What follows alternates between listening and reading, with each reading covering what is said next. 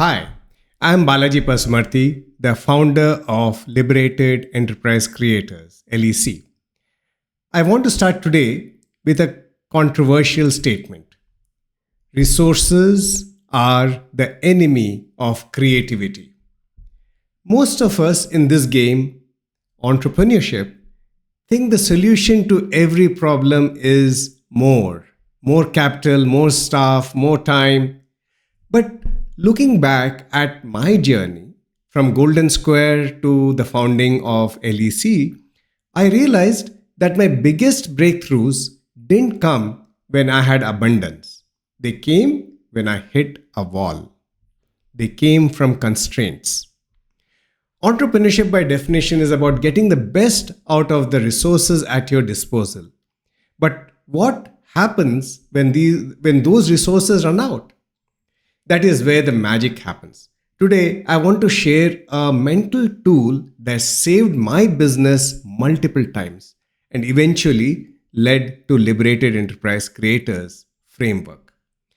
It's a tool that turns impossible into opportunity.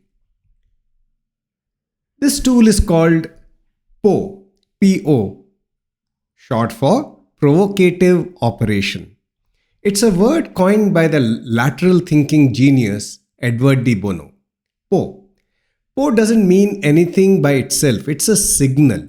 It's a way to tell your brain and your team that what I'm about to say is crazy. It's outrageous. But we are not allowed to reject it. We must explore it, look at the possibility and the potential. So let me give you a classic example that we can relate with. So imagine the beaches. Years ago, they had a massive problem. Tourists were buying ice cream in cups, eating the ice cream and throwing the cups on the sand. The beach was a mess. The city council tried everything. Let's put more dustbins. Didn't work. Let's fine the tourists. Impossible to police. Let's hire more cleaners. Too expensive. In a meeting, out of sheer frustration and anger, someone yelled, "We need to get the tourists to eat the cups. Only then will they learn." Now, normally you'd get kicked out of a meeting for saying something like that. But in a post session, you pause, you say, "Po." The tourists eat the cups and someone at the back asks, "Okay, how can we make that possible?" From that crazy, impossible constraint, the ice cream cone was born. A packaging you can eat. Problem solved, value added. This is the technique. Say Po, make an impossible statement, and then fight or figure out some way to make it possible.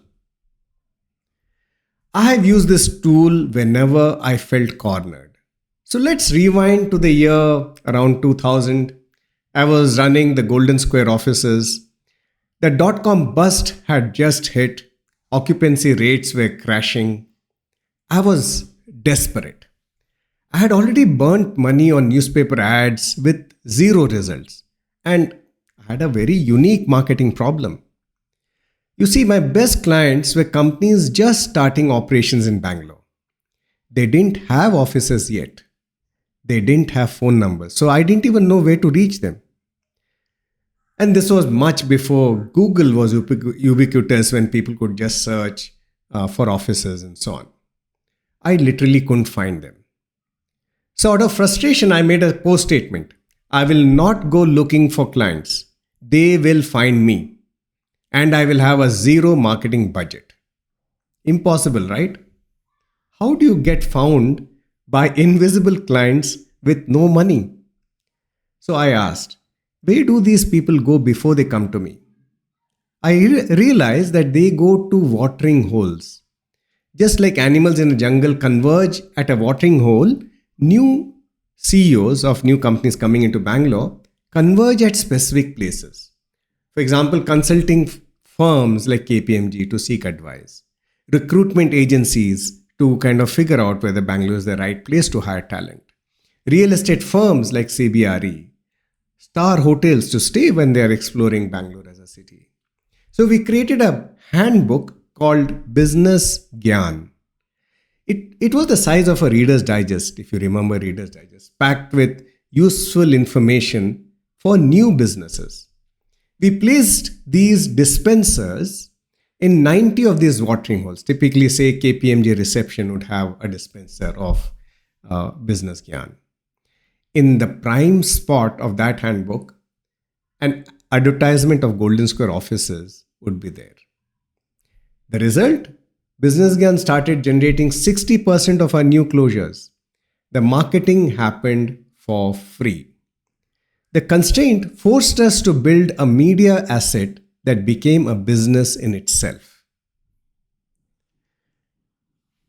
But as it happens in business, one solution creates the next problem.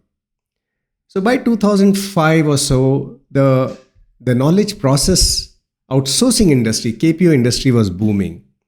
So the salaries for our editors and journalists skyrocketed. Levin, who was our editor at that time, came to me and said, Balaji, this is the state of the industry. The Business Gyan model cannot pay these kind of salaries. And he said, I will support you for 6 months, but you need to figure out what to do next. I could have just complained and felt stuck, but I used PO. I made an impossible statement. We will run a high quality magazine without an editorial team. How? We realized there were people who wanted to write but weren't journalists. Experts in companies who wanted exposure. Freelancers who loved the craft. Journalism students hungry for experience. So I replaced a fixed cost model with a variable model. I paid freelancers per article. For students, I gave them press passes for conferences. They got to meet their idols, and I got the speeches transcribed. And guess what? The quality improved.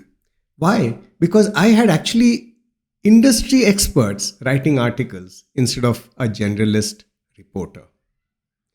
In LEC terms, we call this fluid organization design.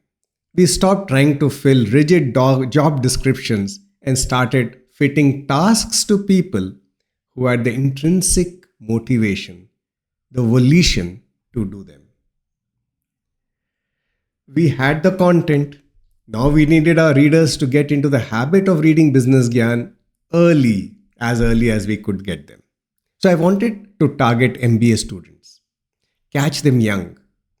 But MBA students are busy and they have other priorities. They don't browse libraries for niche magazines. So the constraint? Students won't pick up the magazine. The post statements? The students cannot avoid reading it. So how do you make reading unavoidable? We took the content out of the magazine and I put it on the walls. So we created case-lit posters for college notice boards. Short, punchy case studies that were looking for an answer from the students. To engage them, we created a contest. Send in your answer. The best one will get published in the next magazine and it will receive a certificate. It became a hit. Professors started using our posters as teaching aids in classrooms. I use this for marketing, for operations, for sales. And even around that time, around 2005, 2006, my salespeople started complaining to me from Business Gyan that give us more leads, we can give you more advertisements. And then one of our readers in Business Gyan introduced us to BNI.